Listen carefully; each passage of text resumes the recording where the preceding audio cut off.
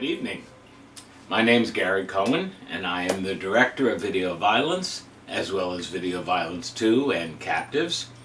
And I can't tell you what a thrill it is to have Video Violence play in a drive-in movie. I want to thank Mahoning Drive-In, I want to thank Josh Schaefer, I want to thank Camp Video for putting this together, and the timing couldn't be more perfect. I am in the midst of making a documentary called Video Violence, the S.O.V that Wouldn't Die. And basically, it's not about making video violence or why I made video violence. It's about why video violence has remained alive for 30 years. And the fact that 30 years later it's being shown in a drive-in is going to be the perfect finale for the film. Every couple of weeks, it seems, I get a text message or an email or someone messages me through Facebook to tell me that they're a fan of video violence, that I influenced them in some way, how much they love the movies, and it just knocks me out. For this to still be kicking after 30 years is quite something, and it's because of you folks, because of the fans. So look for Video Violence, the S.O.V that Wouldn't Die, on Facebook or YouTube or somewhere in the next coming months, or Josh will put it out on DVD.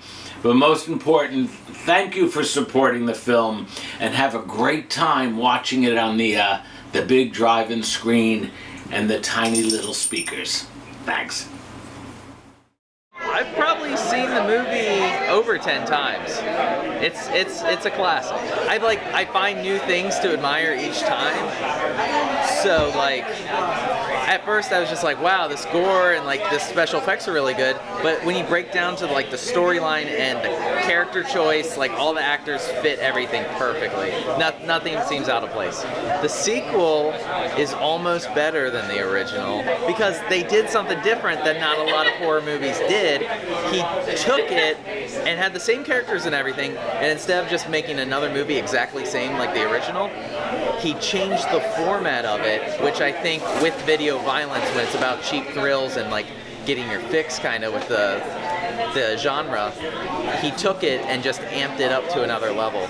It's funny because like you always hear about video violence, you know what I mean? Like you're flipping through horror magazines, your own websites, and it always comes up. And the shot on video family is like one of the great ones. And that's the reason I came here tonight. Actually, is a big part of it is the double feature of video violence. I was actually really excited to see it, you know, because it's one of those infamous ones. You know?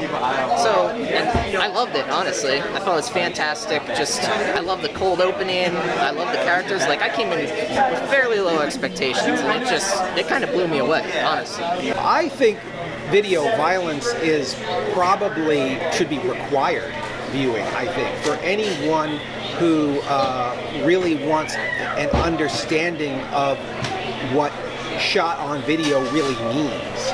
You know, I think that's a term that's thrown around a lot, like a shot on video movie. And I think that video violence is almost the quintessential shot on video movie, as far as like from a standpoint of, you know, if you want to learn something about what a shot on video movie looks like and feels like, and especially when that terminology is thrown around, I think video violence is a perfect example of that. Right. Yeah, video violence, it was amazing, man. I mean, I've seen it a bunch of times, but it never gets old. I mean, every time you watch it, it just gets better and better and better. I mean, everything they do in it is just amazing. And for what they had and what they've done with it, it's just incredible. It's a great film.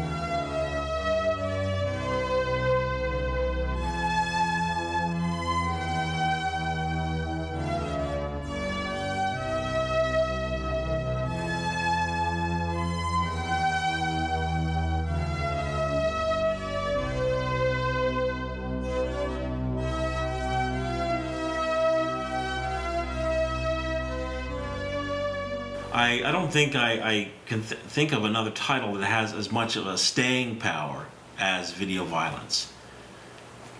This is a movie that cannot be killed.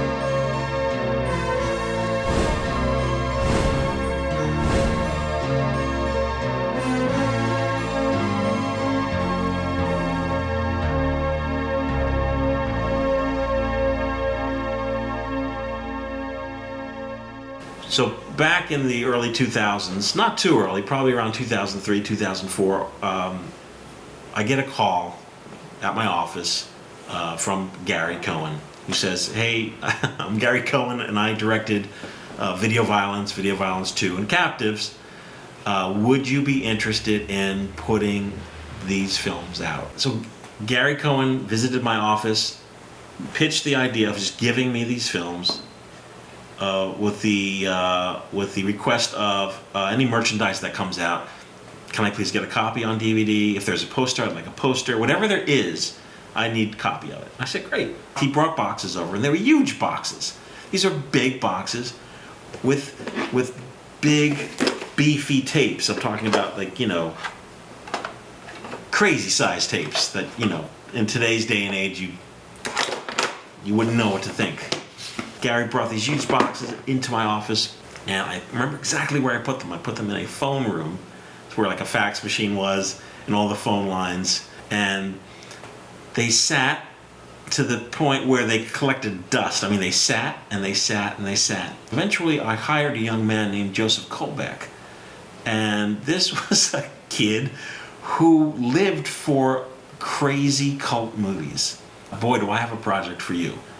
And we went into that phone room, dusted off those boxes, and we started inventorying what we had. Camera original tapes. These are the tapes that Gary shot on set that were eventually edited down to a final master. We can go back to Gary's camera original tapes and encode those and then reassemble the entire movie from scratch, using that crappy VHS just as a template, as a model of what the film was supposed to be. So we had to transfer the 3/4 inch footage to mini DV, and then from mini DV it had to be imported into the system. Actually cutting the project was a very primitive process. There was no time code, so I had to locate the footage manually, and then I had to match frame just by eye. I had an edited source coming from, you know, one of the tape sources that were available, a finished master, and I had to look at the raw footage, go through the raw footage, and I had to find the exact frame, match that frame up with what Gary had cut, and then I had to thread it along and then cut where Gary had cut, and I had to do this for literally every shot. It was a tedious process, and in the case of Video Violence 2, it was discouraging because much of the footage is no longer extant. But it took a really long time, and when we were done, we had the movie like it's never been seen before. So if you see Video Violence on Amazon streaming or on DVD today, that is the best quality that it has ever been. We're here to review Video Violence 1 and 2. Video Violence 1 and 2 is about a crazy town that enjoys slasher films so much that they decided to make their own. Now boys, how do you like Video Violence? I liked the 80s nostalgic feel it had. Absolutely. Video Violence 1. Young couple trying to make it in this crazy town of, I believe, Jersey. They're going through life, and all of a sudden, a video comes to their door. It was a murder of a postmaster. And before you know it, little Ricky, the video store clerk, is murdered. And the owner of a store is unraveling a murder that goes all the way to the sheriff's office. Probably one of the classiest of classiest sheriffs I've ever seen, and very stereotypical to the knee slap and yeehaw Texas sheriff. And don't forget the hat. We'll never forget the hat. Probably one of the most exciting highlights throughout this entire series of both Video Violence 1 and 2 is the Howard and Eli show. Here's Eli! Good evening, ladies and gentlemen, and welcome to the Eli Show, brought to you from our basement collection. Good, good. You look real good, Eli. Thanks, Howard. The two of them clearly made video violence. In the first one, we see them as these like underground killers and we don't know much about them, and they just want to record snuff. And when they do it, it's epic in every single way possible, on screen, really cool practical effects. But the second one takes it to a whole new extreme where they're a talk show and on cable television of all things. And that's where the humor comes in. Let's not forget the epic soundtrack. It was all over the place, but it was awesome. The amount of videos in this movie was insane. They had thousands on shelves all over the store.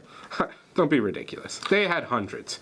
But you're not here for the videos. You're here for the violence! Well, Trev, the first Video Violence had a nice story, some solid character development, and we got introduced to Eli and Howard, who are awesome. So I'm gonna give Video Violence 1 3 pounds of hand out of 5. Now for Video Violence 2, we got to see 2 of my favorite characters from the first movie. I really appreciated Eli and Howard. They also had a lot more gore in it, and that's A-okay with me. So I'm giving Video Violence 2 4 fake-out face-offs out of 5. Thanks, Jay. The first film, it had the killing. It didn't have as much as we would have liked, but you know, it was gorier than I actually thought it was going to be, and at the time I'm sure it was pretty disturbing. The characters played their parts well, there was a good mystery to be solved, and Eli and Howard, they inspire us. So I'm going to give Video Violence 1 3 head soups out of 5. Now Video Violence 2, they up their game. It gets bloodier. It gets funnier. So I'm gonna give Video Violence 2 3 doing J's out of 5. Video Violence 1.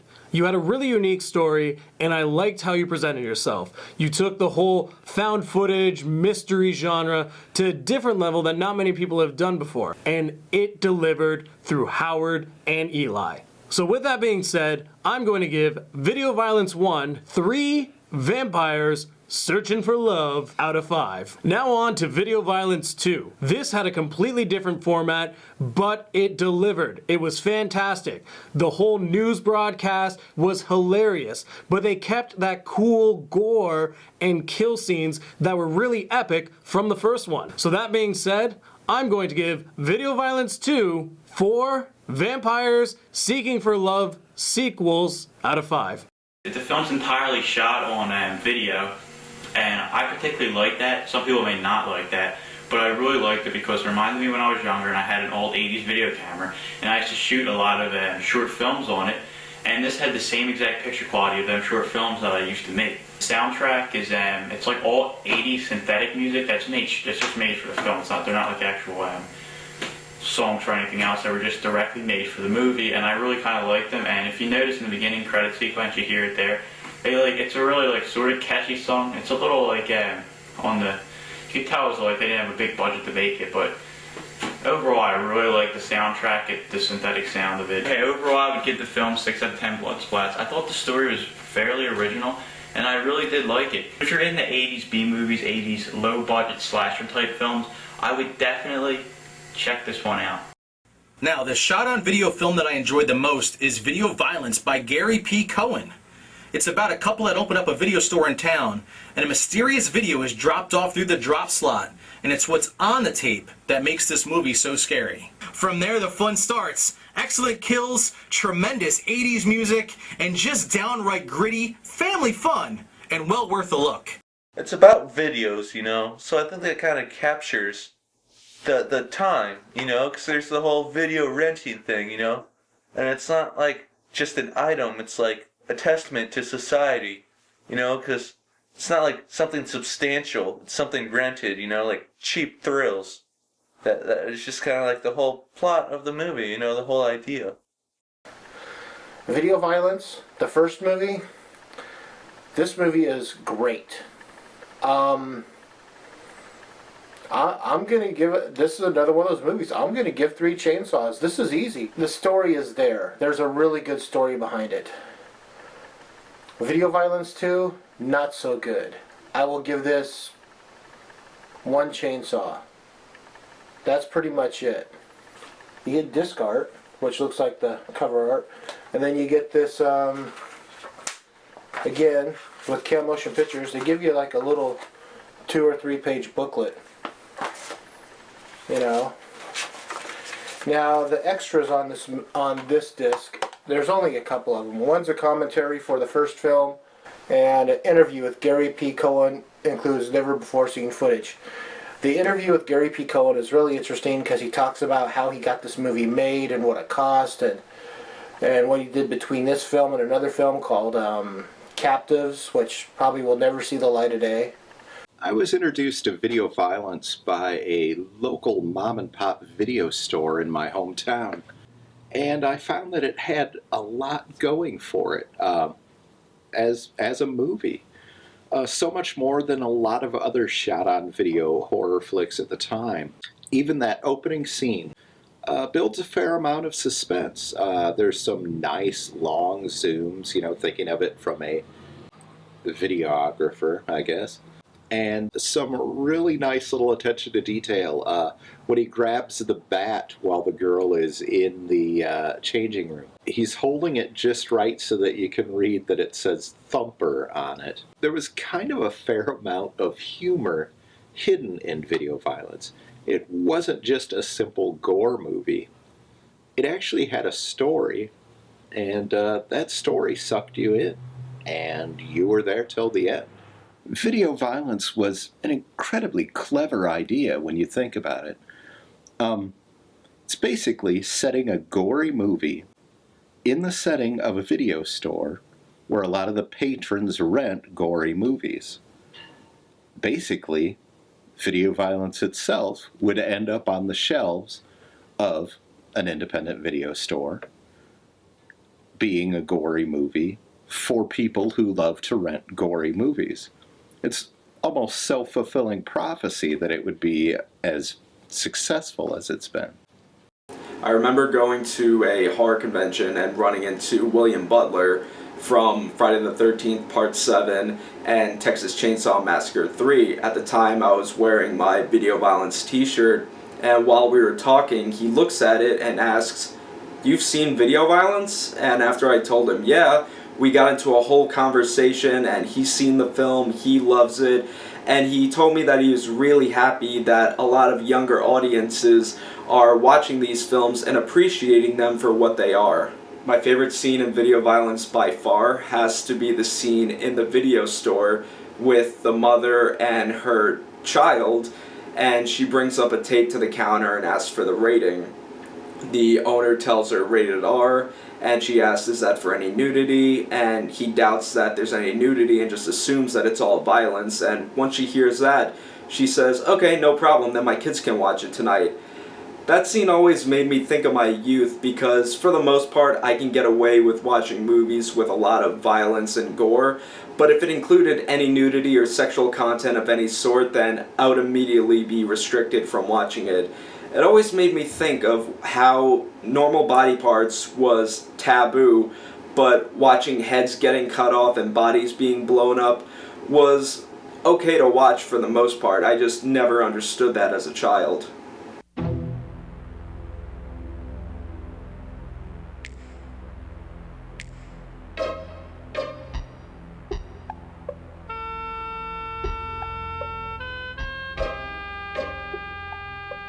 Hey guys, it's Paul once again. I'm finally going to review Mama's Home. Now, Mama's Home was released by Majestic Home Video. They only released maybe 4 or 5 movies and they just kind of vanished. Their videos are very hard to find. I've been wanting this one forever. It was on the top of my list, and it only popped up once on eBay in the past 4 or 5 years. Now, look at the artwork. The artwork is great. I love the artwork. It was one of the reasons why I wanted this video so much. The title, well, the original title is Captives, and it was directed by Gary P. Cohen, which we'll go into in a second. They retitled it Mama's Home, and they put some really gruesome artwork on here. Right on the top of the back of the box, it says, "Not a slasher film, but a study in psychological terror with a twist of irony." So, despite the very slasher-esque cover, the back is honest and says, well, we're not a slasher film per se. I just thought that was funny. One of the few boxes that said, okay, so we kind of lied to you on the front. We're actually not a slasher movie. And it's not by any means. Even when Majestic Home Video redid the opening title sequence, they had made mistakes. I mean, it is so amateur. It's like they had one of those, back in the 80s you could buy a character generator for your VCR. Just hook it up to the VCR and you could record characters like titles on the screen, and that's pretty much what they did. And you could see mistakes. In the middle of the title shot, there's a, it says Mama's Home obviously, but if you look at the very bottom of the frame, you see Mama's Home again, as if that was a second option, a second font that they could have chosen.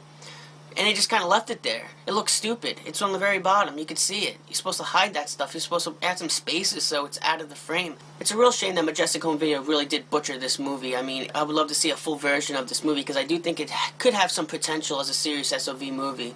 But try to find this movie. It's extremely rare, and if you find it, you're extremely lucky.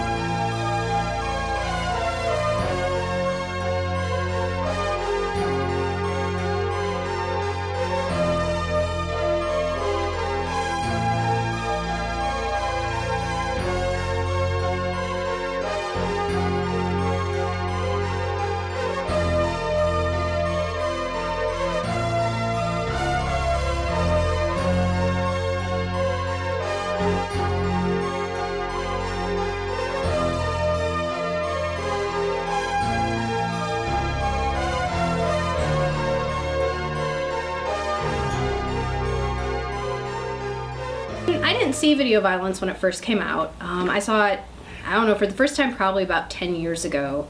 And I mean, it really kind of holds a special place in my mind because on one hand you have like this incredibly gory, awesome violence, but then on the other hand it's kind of like tempered with this like really kind of dark and kind of quirky sense of humor.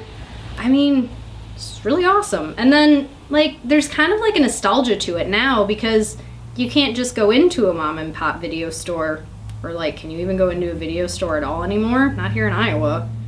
I think that Video Violence 2 and Captives have remained so popular with fans over the last 30 years because of a great nostalgia for the era in which these films were made, which is the VHS era. It's an amazing, awesome, cool movie, and the way it was shot was so amazing. Everything about it's amazing. Gary Cohen, the director, did an amazing job. He's a great director. I love his work. A lot of independent filmmakers get their start from watching movies like Halloween or Dawn of the Dead and other mainstream horror films, but I feel like movies that are shot on video, like Video Violence and Captives and other things in that genre, are much more influential and inspiring than the big Hollywood blockbusters because they give us something attainable rather than something on a pedestal. Today, shot on video films are kind of a form of folk art or a cult phenomenon because you don't see them anymore. Not many people film on tape anymore. Really, all the things that he's able to accomplish, that Gary can accomplish in this movie, it's sort of mind-blowing, you know, because you wouldn't imagine he got a plot that involves an entire town, which is already kind of an insane feat. I can barely film a scene in a back alley without the cops getting called on me. So his whole story involves all these different characters who are all well-written, well-rounded characters. Even the villains are memorable. Pretty much, it just feels like a real movie. It is just how I feel about this movie. Whenever I think about Video Violence 1 and 2, where I rewatch it, I'm like, I gotta get my camera. I gotta go and make a movie and try and be this good, you know, and it's just incredible.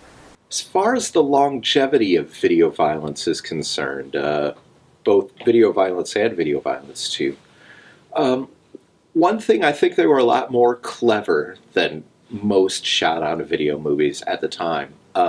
Video Violence 2 actually had a lot of humor in it. They really sort of loosened up their format as far as making that movie is concerned. And there was a lot of very funny things. There's certainly a lot of very gory and gross things.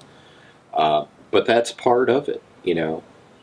And I think that people almost long for that simplicity again. Also, I don't think film and video makers realize that they're documenting a time and a place, especially independent film and video makers. 20 years from now, you've documented that time and place. Video Violence 1 especially documents the video store of the late 80s. It's something that is missing today, and with the resurgence of interest in VHS, Video Violence stands on top of the mountain. It's an absolute quintessential shot-on-video horror film, in my humble opinion. You know, I think the artwork and that big box release is a big reason why people are still looking at this film. I mean, just that, you know, the bloody hand going into the VCR, and it's just something that's really spectacular. The film is really self-aware, too. You know, I think it knows what it is, and I think it plays off of that and just has, you know, a great time doing it, and you have a great time watching the movie because of that.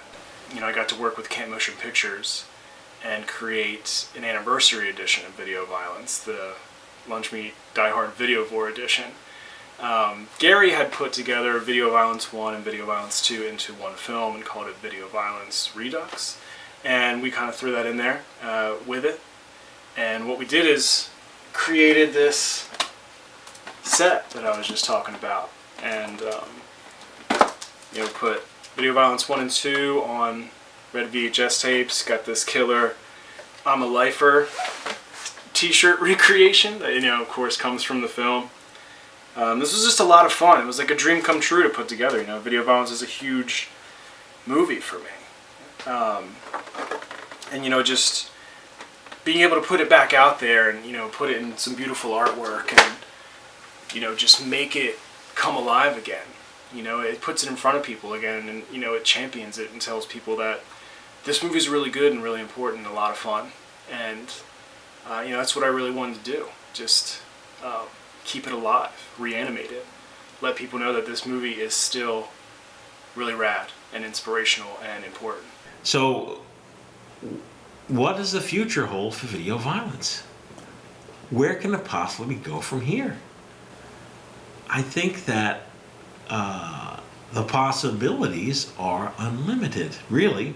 I imagine the day where someone will have their phone and they'll be able to just bring it up, and from your phone it'll project some kind of holographic big screen where you just set your phone on a table and you could watch on a screen whatever you want.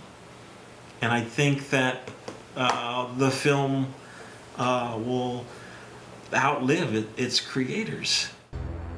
Video violence. Video violence. Video violence. Video violence. Video violence. Video violence. Video violence. Video violence. Video violence. Video violence. Video violence. Video violence. Video Violence 2. Video violence 1 and 2. Video Violence 1 and Video Violence 2. And Captives.